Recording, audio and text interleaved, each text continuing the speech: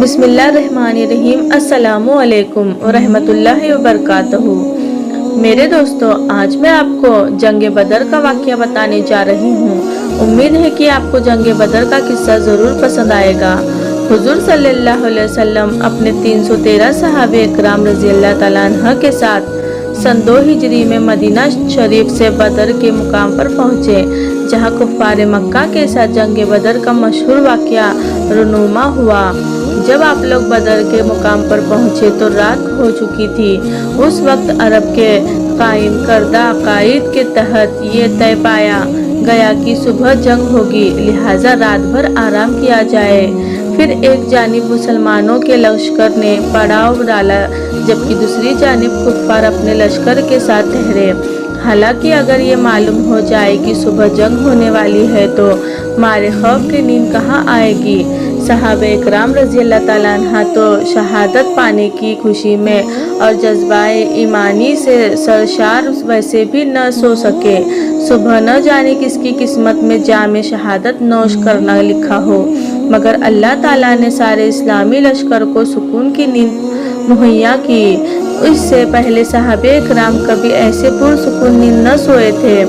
ادھر اللہ تعالیٰ کی قدرت کاملہ سے کفار پر رات بھر خوف طاری رہا، جس سے ان کو ساری رات نیند نہیں آئی۔ پھر اللہ تعالیٰ نے مسلمانوں کے دلوں میں کفار کے لشکر کو انتہائی کم کر دیا، جبکہ کفار کے دلوں میں یہ خوف ڈال دیا جیسے وہ 313 نہ ہو بلکہ 1000 ہو۔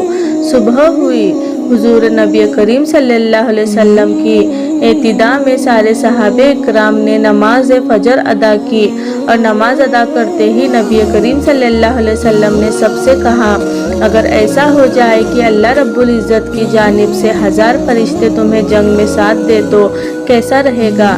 یہ سن کر صحابہ اکرام رضی اللہ تعالیٰ عنہ مارے خوشی کے جھوم اٹھے۔ رسول اللہ صلی اللہ علیہ وسلم نے پھر سے فرمایا، اگر 3000 فرشتے آ جائے تو کیسا رہے گا؟ ایک بار پھر صحابہ خوشی سے جھوم گئے۔ پھر آخر میں رسول اللہ صلی اللہ علیہ وسلم نے فرمایا کہ اگر 5000 فرشتے آ جائے تو کیسا رہے گا؟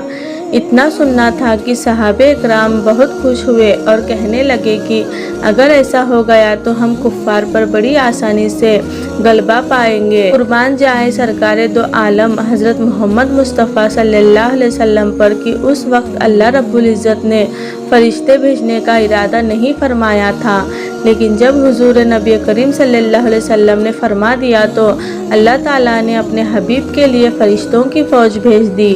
فرشتوں کی تعداد کو لے کر الگ الگ فتویٰ بھی جاری کیے گئے ہیں اور کئی الگ الگ تعداد کا ذکر بھی کیا جا رہا ہے۔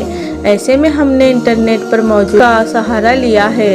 اگر آپ کو اس میں کوئی غلطی نظر آتی ہے تو کمنٹ باکس میں ضرور لکھیں۔ ادھر جب جنگ شروع ہوئی تو اللہ تعالیٰ نے فرشتوں کو حکم دیا کہ اصحاب بدر کے ساتھ جنگ میں کفار سے لڑو، اور ایسے جانا کہ تمہارے ہاتھوں میں تیر اور تلوار ہو، جنگی لباس میں جانا۔ اللہ تعالیٰ کا حکم پاتے ہی فرشتوں نے کی جماعت سردار ملائکہ حضرت جبرائیل علیہ السلام کی قیادت میں اصحاب بدر کے ساتھ کفار سے جنگ کرنے کے لیے آ گئے، اور یہ جنگ مسلمانوں نے فرشتوں کی غیبی مدد سے آسانی سے جیت لی۔ اس جنگ میں کفار کی کئی سردار مارے گئے، جس سے ان کے لشکر کی کمر ٹوٹ گئی اور بہت سے کفار کو قیدی بنا لیا گیا۔ پھر جب قیدیوں کو سامنے لایا گیا تو نبی کریم صلی اللہ علیہ وسلم نے صحابہ اکرام سے پوچھا کہ ان کے ساتھ کیا کیا جائے۔ سب لوگوں نے اپنی اپنی رائے دی۔ کچھ نے کہا کہ ان کو قتل کر دیا جائے، جبکہ کچھ صحابہ نے کہا کہ ان کو غلام بنا لیا جائے، مگر قربان جاؤ رسول اللہ صلی اللہ علیہ وسلم پر، آپ صلی اللہ علیہ وسلم نے یہ فیصلہ سنایا کہ ان قیدیوں سے فائدہ حاصل کر کے انہیں آزاد کر دیا جائے۔ سبحان اللہ، کیا بات فرمائی ہے آپ صلی اللہ علیہ وسلم نے۔ لوگ ان کو مارنے کی غرض سے آتے تھے، لیکن آپ اپنی رحمت بابر کرم کے सदके उन्हें छोड़ देते थे। जंग खत्म होने के बाद सारे फरिश्ते वापस चले गए और आप सल्लल्लाहु अलैहि वसल्लम ने नमाज पढ़ाई। जब आप नमाज से फारिग हुए तो एक सहाबी ने अर्ज किया, या रसूल अल्लाह सल्लल्लाहु अलैहि वसल्लम, आप नमाज के दौरान मुस्कुरा क्यों रहे थे? तो सरकारे दो आलम सल्लल्लाहु अलैहि वसल्लम ने मुस्कुरा कर जवाब दिया, जब जंग के बाद जिब्राइल अमीन अलैहिस्सलाम तमाम फरिश्तों को लेकर चले गए तो अल्लाह ताला के हुक्म से आसमान पर फरिश्तों ने उन्हें अंदर आने से रोक दिया और फरमाया कि तुम जिस मकसद के लिए गए थे उसके बिना वापस कैसे आ गए? ये सुनकर जिब्राइल अलैहिस्सलाम ने फरमाया, हम तो जंग में सहाबा की मदद करने के लिए गए थे। फिर उन फरिश्तों ने जवाब दिया कि नहीं, तुमको मुहम्मदुर रसूलुल्लाह सल्लल्लाहु अलैहि वसल्लम की खातिर भेजा गया था, लिहाजा जाओ और जब तक उनसे इजाज़त न ले लो तब तक वापस न आना। इसी वजह से जिब्राइल अलैहिस्सलाम मेरे पास आए थे और उस वक्त हम नमाज अदा कर रहे थे।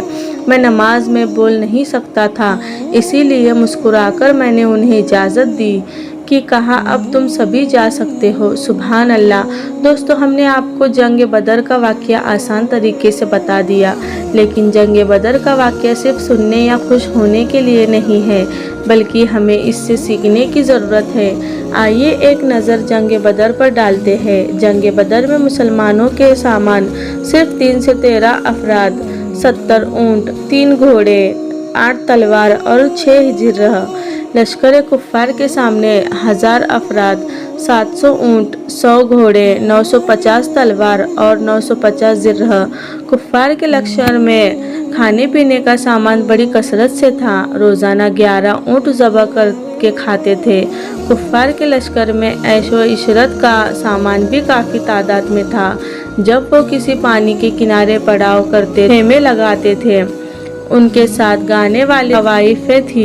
इस्लामी लश्कर के पास खाने पीने का सामान न था, किसी के पास 7 तो किसी के पास 2 खजूरें थी। मुसलमानों के पास एक भी खेमा नहीं था। सहाबे इकराम ने खजूर के पत्तों और टहनियों से एक झोपड़ी तैयार करके हुजूर अक़दस नबी करीम सल्लल्लाहु अलैहि वसल्लम को उसमें ठहराया था। आज उस जगह पर मस्जिद बनी हुई है। कुफ़ार के लश्कर से 70 आदमी कैद किए गए और 70 आदमी कत्ल हुए, जिनमें अबू जहल भी शामिल था। इस्लामी लश्कर में 14 सहाबा शहीद हुए और मुसलमानों को फतह मिली। दोस्तों, अब और कीजिए, आज हमारे पास सब कुछ है। अल्लाह के फजल से किसी चीज़ की कमी नहीं है, फिर भी मुसलमानों को हर जगह सताया जा रहा है, मारा काटा जा रहा है, घर जला दिए जा रहे हैं। आपने कभी सोचा है आखिर ऐसा क्यों हो रहा है? आज का मुसलमान अपने दीन से भटक रहा है। आज लोगों ने नबी सल्लल्लाहु अलैहि वसल्लम के अहादीस मुबारक और कुरान पर अमल करना छोड़ दिया है। एक वो लोग थे जो जान देकर भी ईमान देते नहीं थे, और एक हम लोग हैं जो 2 रुपयों में अपना ईमान बेचते हैं। मेरे अजीज दोस्तों, मैं चाहती हूँ कि हम लोग 5 वक्त की नमाज की पाबंदी करें, क्योंकि नमाज एक ऐसी चीज़ है जो आधे से ज़्यादा गुनाहों से रोक देती है। दूसरी बात यह है कि हम अपने घरों में इस्लामी तहज़ीब और शरीयत को लागू करें। घरों में टीवी सीरियल या फिल्में देखकर बरकत ख़त्म न करें। एक दूसरे के साथ मोहब्बत से पेश आए।